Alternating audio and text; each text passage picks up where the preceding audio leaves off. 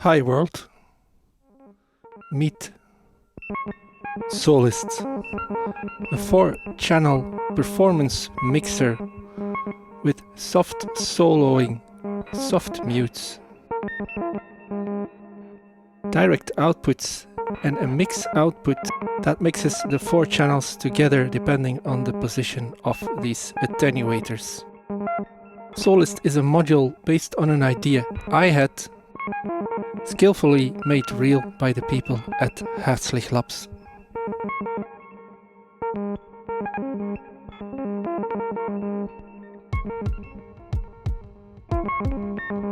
You can use SOLIST as a 4-channel mixer,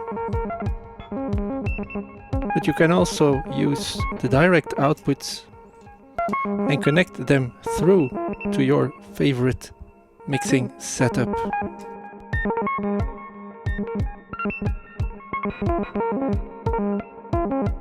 This way, SOLIST acts as an in-between module between your voices and your mixing setup, taking nothing away from your setup but adding awesome performance features.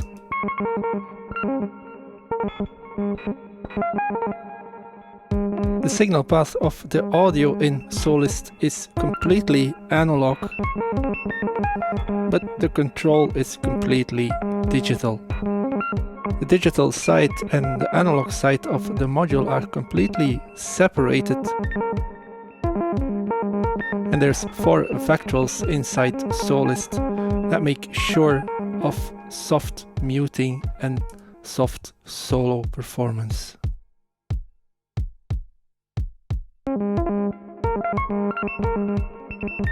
When using the separate or direct outputs, the attenuators have no effect over the level of your channel. When you use the mix output, these are like your volume knobs. SOLIST can be used with audio, but it can also be used with CV.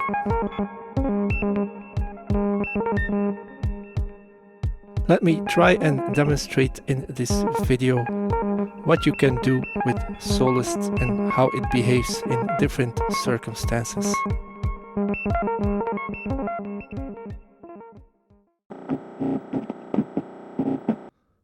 Let me demonstrate SOLIST like I would probably use it most of the time, and that's as an in-between module between your sound sources, filters, VCAs and your mixing setup. I usually use my giant mixer. I have this giant outboard mixer that I use all the time. This allows me to add reverb and delay on a separate fader from an outboard unit over there. And I'm guessing most people have some kind of mixing solution that they already like. And that's why it's extremely useful that you not only have a mix output, but also separate output for every channel. Keep in mind, I probably already said this, but these attenuators only affect the level of the channels at the mix out, and you can use the separate outs and the mix out at the same time, which means that you could kind of use this as a mix send, for example. But let's not get ahead of ourselves.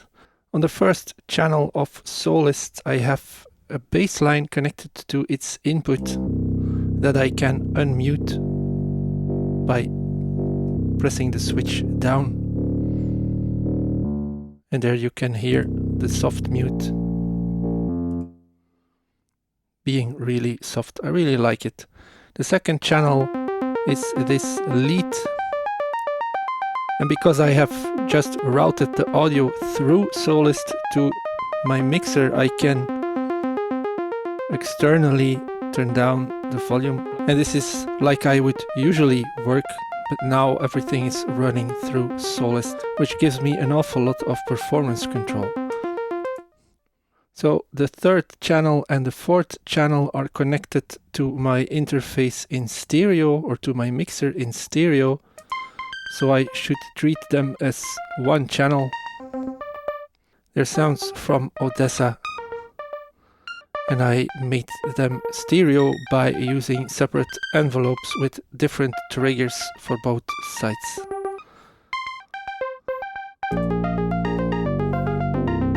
And as you can hear, it's really easy to unmute everything. Now say I want to solo the lead.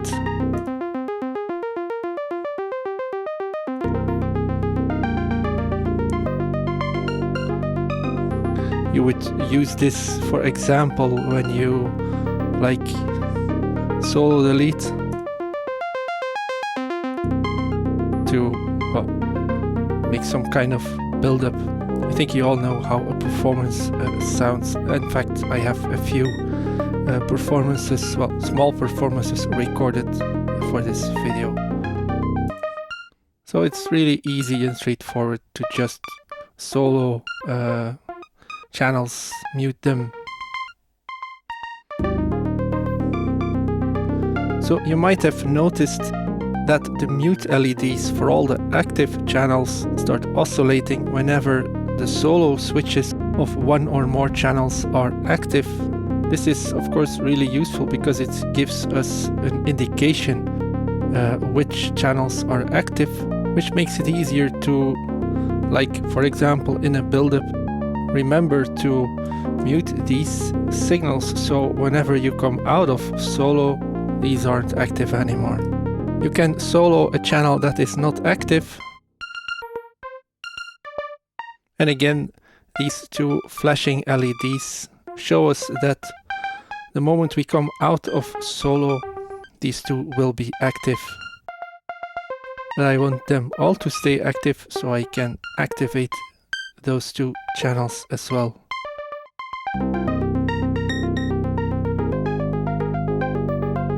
What I want to show you as well is that I'm pressing down this switch, but the channel is still active. It only becomes muted when I release this switch. And this is just like I remember from an old mixer that I used to have that had solo and mute functionality. And if you haven't worked with any of these type of mixers before, this might sound a little bit weird, but it's in fact really intuitive. And that's probably why those kind of mixers are designed that way. So it's very nice to see this on SOLIST as well. The solo switches behave exactly the same way. So soloing a channel is immediate, but I think you can see what's happening. It's really nice to have these latching switches. Let me show you that these attenuators don't have any effect here. In fact, let me connect the out mix to, well, let's just use a delay here. So now you can hear that everything that is active is being sent through to the delay as well, and the output of the delay is connected to a separate channel on my mixer. But well, I don't want the bassline to go through to the delay, so I can just turn down the attenuator, which means the level of the bass is at this moment completely attenuated at the mix out. So only our lead arpeggio here is sent through to the delay. You can also notice that the stereo Odessa tracks here at the moment are not sent through to the delay, well, because they're inactive. The moment I unmute them or solo them, you will hear that they are sent through to the delay as well.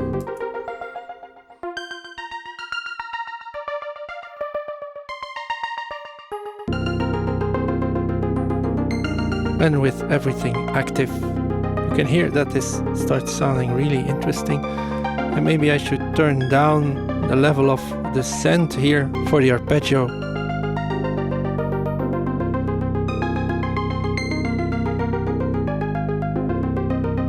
You could use this for other things than adding like effect sends. I'm sure you could use the mix out for parallel processing, stuff like that.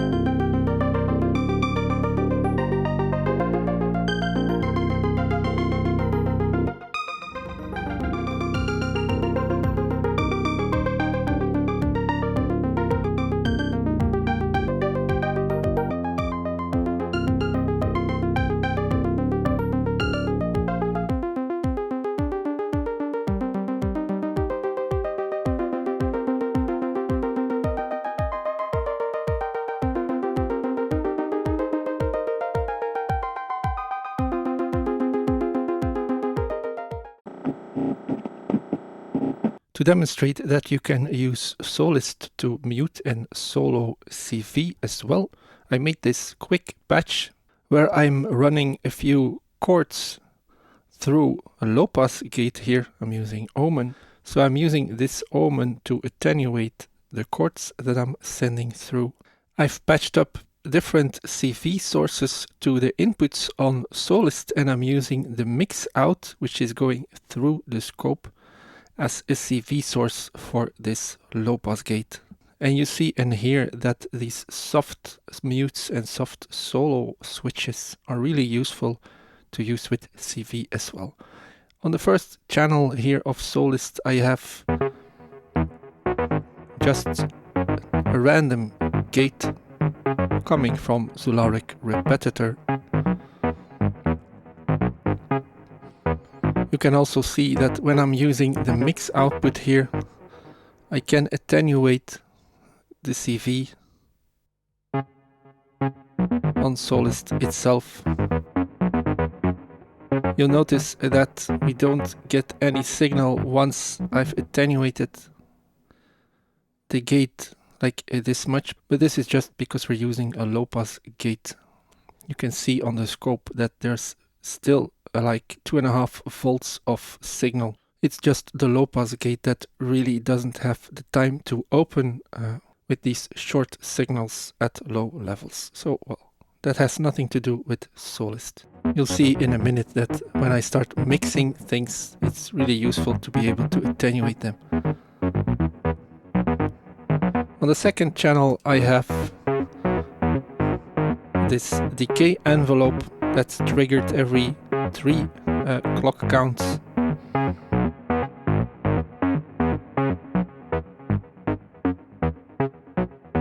The same thing applies here. You can attenuate the level. On the third channel, I have a chaotic LFO coming from orbit 3. I offsetted this LFO so it stays in the positive range, because a low pass gate only reacts to positive voltages at the CV input. I can use the knob to attenuate the level. In fact, I had it attenuated.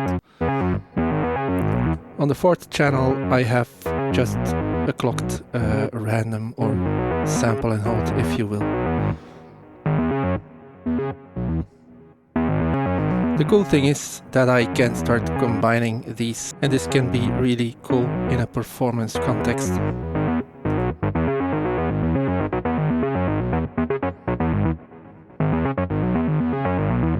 So this is the random gate combined with the sample and hold. Now I combined the random gate and the chaotic LFO, and it's at this stage that you can probably see how attenuating this signal a little bit is really useful.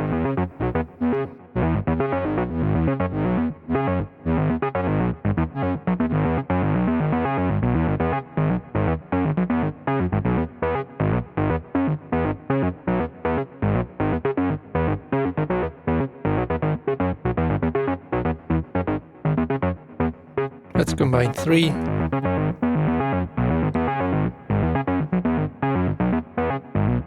And all 4.